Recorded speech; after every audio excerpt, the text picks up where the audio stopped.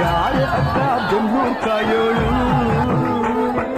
ಅಮ್ಮನಿಗೆ ಅಮ್ಮ ಅಣ್ಣಮ್ಮ ಯಾರೋ ತಮ್ಮ ಕರ್ಗಾನ್ ಮೆಚ್ಚೋಳು ಮಲ್ಲಿಗೆಯ ಮುಡಿಯೋ ಅಣ್ಣಮ್ಮ